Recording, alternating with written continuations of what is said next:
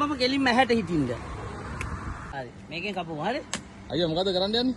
මම ඔයාට මෙහෙමයි. මේකේ මම කූල් තැඹිලි. මෙතන නිකන් නෝමල් තැඹිලි කපනවා. කූල් තැඹිලිත් කපනවා. කූල් තැඹිලි කියන්නේ මේ ගෙඩිය ලොඳත් එක්කලා දාලා ග්ලාස් එකට අයිස් කැට දාලා මහත්තයට දෙනවා. ඔන්න. රයිට්. අපි බලමු කොහොමද කියලා. හරි බීලා බලමු ඉස්සෙල්ලා. එන්න. වා නිකන් තැඹිලි දෙන්නේ නැහැ. වා දෙයක් කරනවා නේද? ඔව් නිකන් ඒ කියන්නේ මෙහෙමයි වෙනසක් කරනවා. වෙනසක්. ඒ කියන්නේ හැමදේම ජීවිතේ වැඩක් නැහැනේ. නෑ. වෙනසක් කරන්න ඕනේ හොඳට. මේ කොයිද මේ තැඹිලි කපන්න තැනයි? මේවා මල්ලි මම මැල්ලව ගෙදරින් කොටදෙනියාවෙන් ඒ පැත්තෙන් කපන් එන්නේ.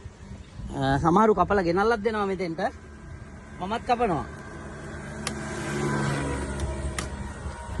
කොහොමද රහයිද? අංකේක thank you වා කොයිද මිනුවන්ගුඩිය නම් දාවේ? තේරෙන්නේ කොහොමද කියලා? කෝල් තැඹිලි එක දැන් මං මේන් කපලවා. ඔයා චුට්ටක් ලං වෙන්න. ඕන් එක එහාට ගන්න. ඇහැට. නෑ ඇහැට දුන්නේ නෑ. ඒක හරියට සෙට් උන්නේ නෑ. ඒක ඇහැට වදිනකොට තමයි මේකේ කූල් එක එන්නේ. මෙතෙන්ට හුඟක් එන්නේ ඇහැට මේව ගන්න. ගන්න මේක.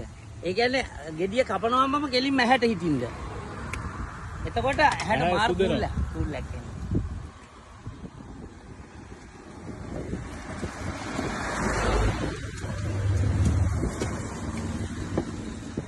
මේ ගිරුල්ල පාරනේ? ගිරුල්ල පාර. මේ ගිරුල්ල පාරේ කටානේ. ඔව්. ලොඳක් දානවානේ? ලොඳක් දානවා.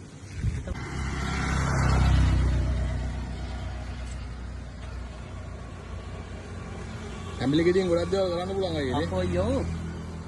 මේ කුරුම්බා උයනවානේ. කුරුම්බ උයනවා. උයනවා. ඒ කියන්නේ ලොඳ උයනවද? ලොඳ උයනවා. ලොඳ මෝරප් එක අරගෙන හොඳට මේ ලුණු අමිස් දාලා උයන්න පුළුවන්. හරි රසයි. ගන්නත් දෙයක් අදිගෙන ගත්තා විදිය.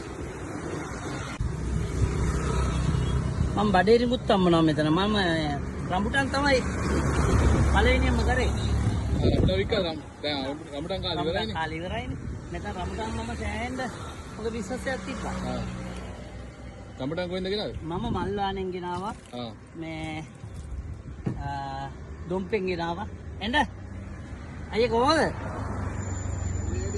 තැඹිලි ගෙඩියක් ගහමු. කූල් තැඹිලි තියෙනවා. මේ මොනවද දාන්නේ? මේ අයිස් කැට. අයිස් කැට දාන්නේ. මම මේ බොක්ස් එක ගෙනාවේ රටේ ඉද්දි.